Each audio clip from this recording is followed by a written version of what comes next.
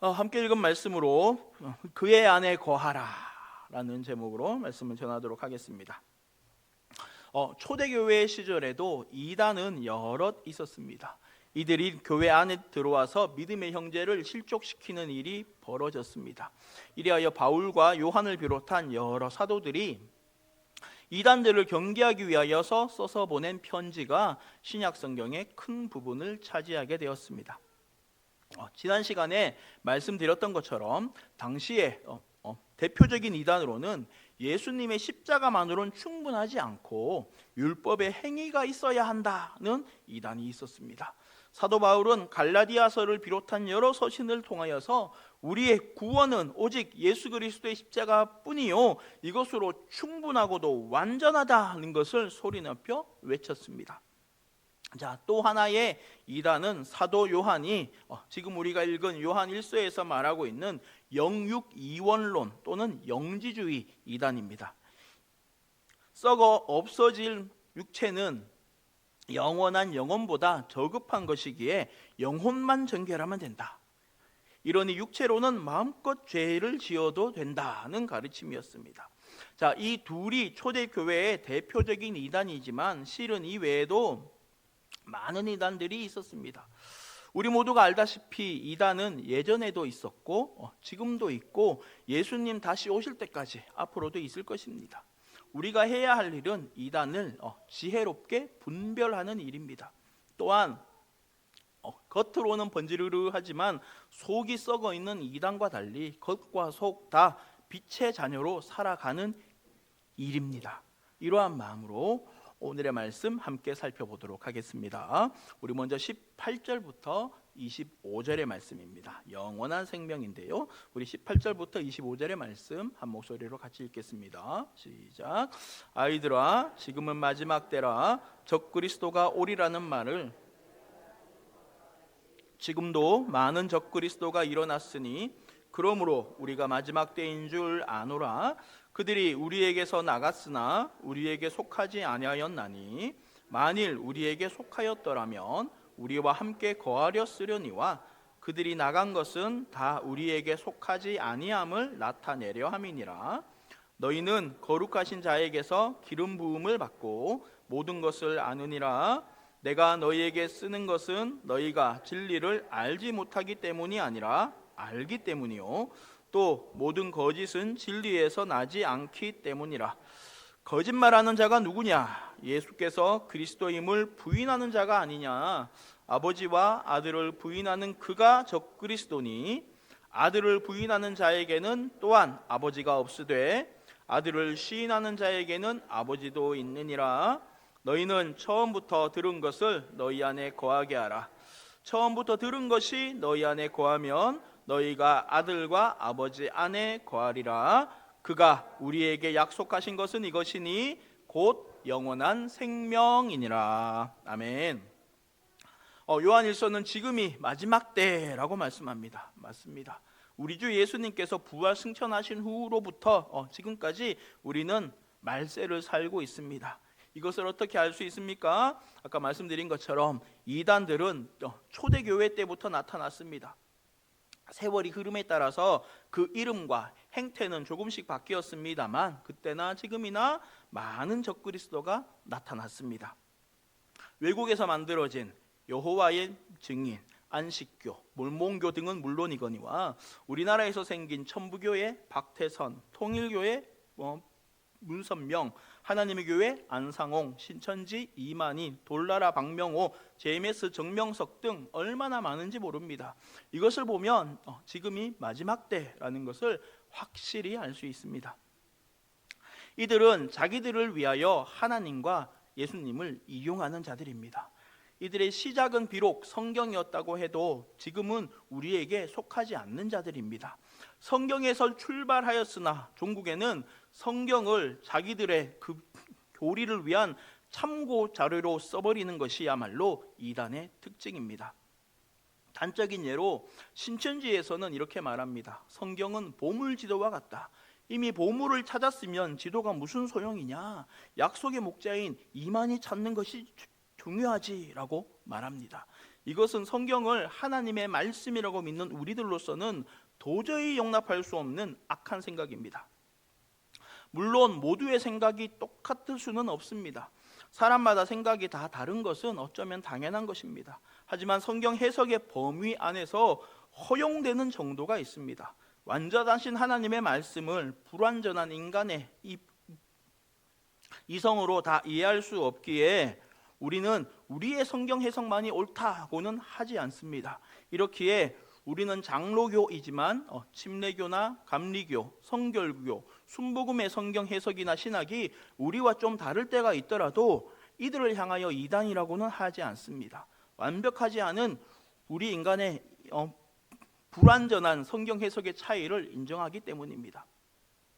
하지만 그렇다고 하여서 이단들의 잘못된 가르침까지 무분별하게 받아들이고 허용해서는 안 됩니다.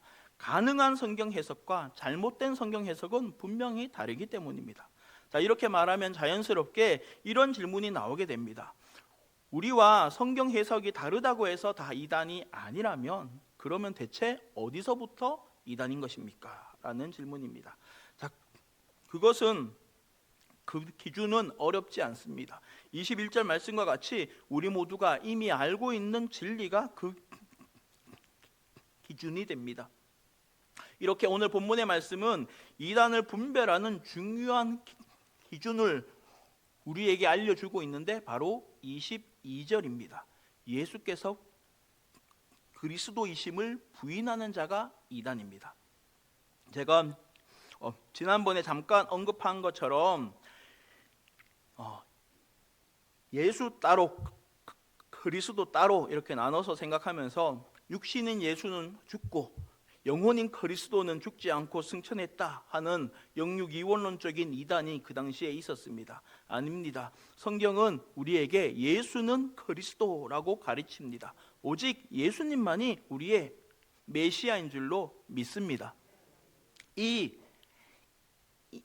예수님은 하나님의 아들이십니다. 성부 하나님과 성자 예수님, 아버지와 아들을 부인하는 자, 예수님의 신성과 인성을 부인하면서 예수님이 하나님의 아들이 아니라고 하는 사람, 다시 말해 삼위일체를 부인하면 적그리스도라고 오늘 말씀이 말씀하고 있습니다. 아들 예수님을 부인하는 자에게는 아버지가 없지만 아들 예수님을 시인하는 자에게는 아버지도 있습니다. 이것은 우리 모두가 처음부터 듣고 믿고 붙잡고 있는 진리입니다. 우리가 붙잡고 있는 진리는 무엇입니까? 우리의 구원자가 되시는 우리 주 예수님은 참 하나님이자 참 사람으로 이 세상에 오신 하나님의 독생자입니다. 예수님께서 십자가에 흘리신 그 보배로운 피로 우리가 의롭다함을 얻었습니다. 이래서 오직 예수 그리스도를 통해서만 하나님께 나아갈 수 있습니다. 우리 예수님께서는 죽음의 권세를 이기시고 부활 승천하셔서 하나님 우편에 앉아 계시다가 세상의 심판자로서 산자와 죽은 자를 심판하러 다시 오실 것입니다. 우리는 이것을 믿습니다. 이렇게 우리 믿음의 핵심을 정리한 것이 바로 사도신경입니다. 사도신경은 짧으면서도 복음의 진리가 제대로 담겨 있습니다. 우리가 예배를 시작할 때마다 항상 사도신경을 함께 고백하는 데는 이유가 있습니다. 사도신경은 예배의 그 문을 여는 열쇠와도 같습니다. 참된 예배는 영과 진리로 드리는 것인데 그 문에 맞는 열쇠로 열어야만 열립니다. 다른 영과 다른 진리를 갖고는 예배의 자리로 나올 수가 없습니다. 이렇기에 예배 중에 사도신경을 고백하지 않거나 사도신경의 내용 가운데 일부라도 우리는 인정하지 않는다라고 하는 곳이 있다면 일단은 의심해야 합니다. 우리와 다른 믿음을 가진 곳일 수 있기 때문입니다. 자, 이어서 읽은 24절, 25절은 우리가 처음부터 듣고 배운 것을 잘 간직하라 말씀하십니다. 우리가 복음의 진리 안에 거하면 곧 하나님과 아들 안에 거하는 것입니다. 이 말은 우리가 하나님의 말씀을 제대로 붙들고 살아갈 때에 우리가 하나님의 사랑 안에서 예수님의 은혜 안에서 성령의 임재 안에서 살아갈 것이란 약속입니다. 아버지와 아들을 믿는 자에게 성령의 임재가 있습니다. 하나님의 말씀이 믿어지는 것 자체가 성령 하나님의 역사입니다. 인간의 이성으로는 이해할 수 없지만 성령님이 함께 하시니 이 말씀이 믿어집니다. 지금 내가 읽고 듣고 있는 이 말씀이 다른 누구에게가 아니라 바로 나에게 하시는 말씀으로 들립니다. 말씀이 좌우에 날선 예리한 검이 되어서 나를 찔러 쪼갠다는 말이 이런 뜻이로구나 하고 실감이 갑니다. 이것은 성경을 많이 읽는다고 경험하는 것도 아니고 자세히 읽는다고 경험하는 것도 아닙니다. 성령 하나님께서 성경의 말씀을 들어 쓰셔야만 가능한 것입니다. 그렇습니다. 이렇게 말씀 앞에 자신을 세우는 신자의 삶은 복음에서 시작됩니다. 아버지와 아들이 내 안에 거하고 내가 아버지와 아들 안에 거하는 바로 이것이 영원한 생명의 약속이다고 성경은 말씀하고 있습니다. 영생은 유일하신 참 하나님과 예수 그리스도를 아는 것인데 성경이 말하는 아는 것과 사는 것은 하나입니다. 하지만 우리는 안타깝게도 아는 것 따로 사는 것 따로가 너무나 자연스럽습니다. 예수님은 이렇게 살라고 말씀하셨지만 어떻게 사람이 항상 그렇게 사냐, 가끔 내가 하고 싶을 때만 하지 뭐 항상 그렇게 살진 않을 거야 하면서 살아가는 것이 우리들입니다. 하지만 성경은 우리에게 아는 대로 믿는 대로 살라고 하십니다. 나의 믿음을 삶으로 살아내는 것이야말로 진짜 신앙생활입니다. 소금을 입에 넣으면 녹아야지 짠맛이 날 텐데 나는 분명히 소금이긴 하지만 호락호락 녹지는 않겠다 하면서 끝까지 버티고 있으면 그 맛있는 소금을 어디에 쓰겠습니까? 하지만 우리는 내가 세상의 소금이다는 말씀을 알고 있으면서도 순순히 그렇게 살지 않으려고 합니다. 말씀 안에 거한다라는 말은 말씀으로 살아낸다는 말입니다. 우리가 말씀 안에 거하면 하나님께서 우리 안에 거하신다고 약속하십니다. 이렇기에 예수를 제대로 믿으려면 얼마나 실천적이어야 하는지 모릅니다. 하나님의 사람은 세상과 달라야 합니다. 예를 들어보겠습니다. 아들, 딸 시집장가 보낼 때 세상 사람들이 다 하는 것처럼 조건 다 따지진 않습니까?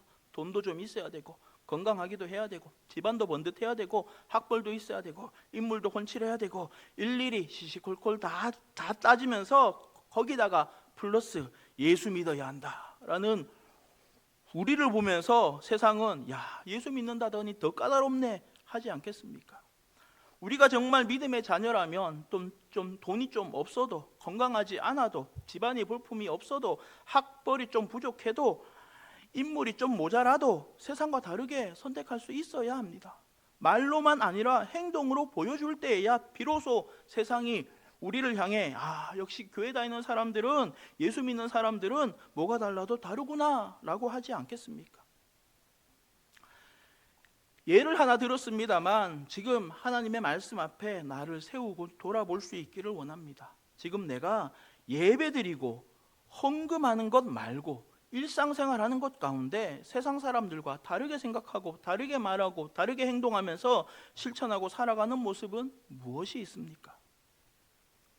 우리는 세상의 빛입니다. 예수님의 사람은 숨길래야 숨길 수가 없습니다. 우리의 믿음은 행실로 나타납니다. 우리의 착한 행실을 보고 세상의 사람들이 하나님께 영광을 돌리고 있다면 그때야 비로소 우리가 세상의 빛으로 살고 있는 것입니다. 이것이 말씀대로 살아가는 모습입니다. 이렇게 살아가는 것은 사람의 힘으로는 불가능합니다. 하나님이 함께 하셔야만 가능합니다. 날마다 하나님의 도우심이 필요합니다. 늘 성령의 임재 가운데 거하여야 합니다. 이렇게 하나님 안에 거함으로 온갖 이단의 사설을 물리치는 은혜가 있기를 예수님의 이름으로 축원합니다. 자, 우리 그 다음 26절 27절 두 절의 말씀입니다. 주 안에 거하라. 우리 함께 읽습니다. 시작. 너희를 미혹하는 자들에 관하여 내가 이것을 너희는 주께 받은 바 기름 부음이 너희 안에 거하나니 아무도 너희를 가르칠 필요가 없고 오직 그의 기름 부음이 모든 것을 너희에게 가르치며 또 참되고 거짓이 없으니 너희를 가르치신 그대로 주 안에 거하라. 아멘. 참으로 그렇습니다. 이단은 신자를 미혹하면서 새롭게 가르칠 것이 있는 것처럼 말합니다. 남들이 알지 못한 성경의 비밀을 깨달았다라고 하면서 신령한 것처럼 거룩한 것처럼 접근합니다. 유명한 선생님이 계신데 성경을 엄청 많이 읽으신 분이야 라고 합니다. JMS 정명석은 산에서 수도 생활하면서 신구약 성경 전체를 2000번 읽었다고 거짓말을 하고 있습니다. 성경을 2000번 읽으려면 한 달에 한 번 읽었을 때 166년 반이 걸립니다. 사흘에 한 번 읽으면 16년 반이 걸리고요. 하루에 한 번씩 성경을 읽는다고 하여도 2000번을 읽으려면 5년 반이 걸린다는 것은 말하지 않습니다. 열심히 성경을 읽어서 이제껏 아무도 알아내지 못한 새로운 진리를 발견한 것처럼 호들갑을 떨지만 실은 통일교를 베낀 것에 불과합니다. 통일교 문선명 자리에 자기 정명석 이름을 갖다 넣은 것이지요. 이단들이 하는 짓이 보통 이렇습니다. 하지만 우리가 이미 알고 있는 복음의 진리만으로 충분합니다. 예수 그리스도의 십자가 복음이 처음에 얼마나 감사했습니까? 아까 불렀던 찬송처럼 십자가 내가 처음 볼 때에 내 마음에 큰 고통 사라졌습니다 하면서 눈물 콧물 흘리며 회개하고 말씀이 꿀송이처럼 어찌나 달고 좋은지 정신없이 빠졌던 때가 우리에게도 있었습니다.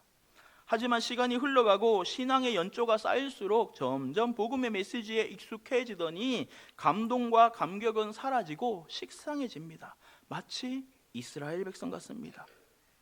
광야에서 만나를 처음 먹을 때는 신기하다고 맛있다고 난리를 치다가 나중에는 아이고 우리가 먹을 것이 이거밖에 없구나, 언제까지 이 맛없는 음식을 먹고 살아야 하나 라고 불평하고 있습니다. 만나에 실증이 납니다. 지겨운 만나를 먹을 만큼 먹었습니다. 뭔가 좀 다른 것이 먹고 싶습니다. 하지만 잊지 마시기 바랍니다. 날마다 일용할 만나가 있는 것이 얼마나 큰 은혜인지 말입니다. 만나가 있음에 감사하고 만나로 만족하는 것이 은혜입니다. 이단들의 잘못된 가르침은 언뜻 보면 아무도 깨닫지 못했던 성경의 비밀을 말하는 것 같아도 실은 나를 미혹하기 위한 방법일 뿐입니다. 신비로운 것도 아니고 대단한 것도 아닙니다. 성경 말씀을 여기저기서 많이 갖고 와서 인용하긴 하는데 중구난방입니다. 예수님 아닌 누군가를 예수님의 자리에다가 올려놓기 위해서 성경을 여러모로 이렇게 왜곡하기 때문입니다.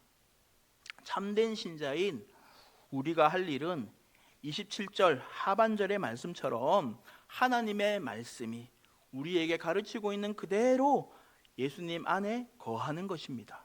새로운 먹을거리를 찾아다니는 것이 아니고 매일 만나를 먹어야 한다는 말입니다. 또한 그 말씀대로 살아가기 위해서 나를 쳐서 복종시켜야 합니다. 선한 싸움을 싸워야 합니다. 저기 있는 표대를 향하여 달려가야 합니다. 받은 말씀 그대로 살아가는 것, 날마다 만나를 먹으며 살아가는 것이 광야와도 같은 우리의 인생을 살아가는 방법입니다. 우리 안에 거하시는 성령 하나님께서 우리가 이미 받은 바 말씀이 얼마나 귀한 것인지 알게 하십니다. 예수를 믿는 순간 우리 안에는 이미 성령 하나님이 들어와 함께 하십니다. 성령 하나님이 우리로 하여금 하나님의 말씀이 믿어지게 하시니까 우리가 예수를 믿을 수 있는 것 아니겠습니까? 지금도 우리 안에 거하시는 성령 하나님은 진리의 영이요 말씀의 영이십니다. 성령의 가르치심은 참되고 거짓이 없습니다. 새로운 것이 중요한 것이 아닙니다. 우리에게 영생을 주시는 이름 예수 그리스도의 십자가를 오늘도 바라보는 은혜가 있기를 원합니다. 우리가 믿는 도리의 사도이시며 대제사장이신 예수를 깊이 생각하면서 날마다 그 십자가로 조금씩 나아가기 원합니다. 구원의 은혜와 복음의 감격이 익숙해져서 지겨워지지 않게 되기를 원합니다. 말씀대로 살아내려고 애쓸 때에 말씀이 우리 안에 더욱 힘을 얻습니다. 우리의 믿음이 힘을 잃고 능력이 바래가는 것은 우리가 믿음 따로 삶 따로여서가 아니겠습니까? 나는 이단의 거짓 가르침에 빠지지 않고 제대로 된 진리를 알고 믿고 있다는 그 사실만으로 만족하지 말고 믿음대로 제대로 살아내는 살아있는 믿음을 소유하시기를 예수님의 이름으로 축원합니다. 우리 마지막 세 번째입니다. 그의 안에 거하라. 28절 29절의 말씀 함께 읽습니다. 시작. 자녀들아 이제 그의 안에 거하라. 그가 강림하실 때에 우리로 담대함을 얻어 그 앞에서 부끄럽지 않게 하려 함이라. 너희가 그의 의로우신 줄을 알면 의를 행하는 자마다 그에게서 난 줄을 알리라. 아멘. 성경은 계속하여서 우리가 하나님 안에 거해야 할 이유, 말씀대로 살아가야 할 이유를 강조하면서 그 이유를 하나 더 말씀하고 있습니다. 바로 28절의 말씀입니다. 우리 예수님 세상에 다시 오셔서 만물을 심판하실 때에 우리가 부끄럽지 않게 하기 위해서입니다. 이것이 무슨 말일까요? 누가복음 15장에 보면 탕자의 비유가 나옵니다. 아버지를 쪼르고 쫄라서 자기 몫의 유산을 받아낸 이 탕자는 먼 나라로 얼른 가서 아버지가 애써 모은 재산을 허랑방탕하게 탕진해버립니다. 마침내 배를 고를 지경이 되자 문득 지금 자신의 처지가 예전에 있던 자기 집 종보다도 못하다는 것을 알게 됩니다. 이래하여 그 고픈 배를 움켜쥐고 아버지를 만나러 갑니다. 자, 우리는 모두 이 이야기의 결말을 알고 있습니다. 탕자에게 소망이 있는 이유는 일어나서 아버지에게 가고 있기 때문입니다. 예수를 믿되 입으로만 믿고 삶으로 나타내지 않는 사람은 지금 내 처지가 이 탕자와도 같다는 것을 알기만 하는 사람과 같습니다. 하나님께 선물로 받은 내 인생을 허랑방탕하게 낭비했습니다. 하나님은 성경 속에만 있을 뿐 일상생활에서는 나와 상관없는 줄 알고 내 마음대로 살았습니다. 자, 이러다가 문득 알게 되었습니다. 이것이 참된 신자의 삶이 아니로구나. 지금 내가 분명히 아버지 아들인데 지금 내가 사는 모습은 아버지의 아들이 아니라 세상의 종으로 살고 있구나 하고 알았습니다. 하지만 아는 것만으로 끝입니다. 유산 받아온 거 다 써버렸는데 어떡하지 하면서 후회만 하고 여기에만 머물고 있습니다. 일어나서 아버지에게로 돌아가야 하는데 가지는 않습니다. 자, 설교를 듣고 말씀을 읽다가 어느 날 알게 됩니다. 지금 내 삶이 신자의 삶이 아니로구나 라는 것을 말입니다. 내 입에서 나오는 말로는 굉장히 믿음이 좋은 것 같은데 실제로 사는 것을 보면 아니라는 것을, 자신의 이중적인 모습을 비로소 알게 됩니다. 알게 되는 것은 하나님의 은혜입니다. 하지만 일어나선 돌아가지는 않습니다. 아는 것으로만 만족할 뿐 삶으로 실천하려고 들지 않습니다. 머리로는 아버지 집으로 돌아가야지 하면서도 내 몸은 여전히 세상 가운데서 살아가고 있는 것입니다. 성경은 신자된 우리들을 다름박질하는, 달리게 하는 선수에 비유하고 있습니다. 출발선에 섰으면 달려나가야 됩니다. 하지만 출발선에 선 지 한참인데 여전히 초조하고 걱정하고 있습니다. 달리기 하면 땀나는데 나 허리도 아프고 몸도 안 좋은데 꼭 달려야 하나? 나 말고 다른 사람이 달려가면 안 되나? 합니다. 성경은 또한 신자된 우리가 선한 싸움을 싸운다고 말씀합니다. 세상을 마주하고 싸워야 합니다. 하지만 세상이 때리는 대로 다 맞고 있습니다. 이 싸움은 땀나는데 아프고 힘든데 하자는 대로 하지 뭐 정신사납게 싸워 라고 하고 있습니다. 지금 당장 우리 주 예수님께서 다시 오셔서 우리의 이런 모습을 본다면 예수님께서 무엇이라 말씀하시겠습니까? 혹은 예수님께 무엇이라 말씀하시겠습니까? 예수님, 저 세상의 빛과 소금은 못 되어도 예배당의 빛과 소금으로는 살았습니다. 이것으로 어떻게 안 되겠습니까? 라고 하시겠습니까? 아닙니다. 예수를 믿는다고 하면서 달리지도 않고 싸우지도 않는다면 집으로 돌아가야지 생각만 하고 아직 일어나지도 않은 탕자와도 같습니다. 자, 29절은 어떻게 말씀하십니까? 하나님은 의로우신 분이기에 하나님께로부터 난 자마다 의를 행한다고 말씀합니다. 예수 믿는다고 하면서 그 말씀대로 살지 않는다면 그 믿음은 가짜라는 말과도 일맥상통합니다. 우리는 모두 예수님의 피로 말미암아 의롭다함을 얻었습니다. 우리는 예수님의 공로와 의를 가지고 하나님께 나아갑니다. 우리의 공로와 의를 가지고 하나님께 나아가지 않습니다. 하지만 성경은 이렇게 말씀합니다. 우리가 예수를 믿으면 말씀에 따라 의롭게 살게 된다고 말입니다. 이것이 우리가 하나님의 자녀라는 증거가 됩니다. 의롭게 살고 계십니까? 의를 행하고 있으십니까? 세상과 다르게 살고 계십니까? 입술에 파수꾼을 세우셨습니까? 형제를 사랑하십니까? 우리 모두 하나님 안에, 예수님 안에, 성령 안에 거하시기를 예수님의 이름으로 축원합니다. 자, 말씀을 마무리합니다. 우리가 믿고 있는 복음이 얼마나 놀라운지요. 우리 모두 말씀에 만족하면서 말씀 붙들고 살아가길 원합니다. 참된 신자는 내 믿음을 삶으로 나타냅니다. 이것이 하나님 안에 거하는 것입니다. 오늘도 하나님의 말씀에 힘을 얻어서 세상의 소금과 빛이 되고 선한 싸움을 싸우며 표대를 향하여 달려가는 참된 신자가 되시기를 예수님의 이름으로 축원합니다.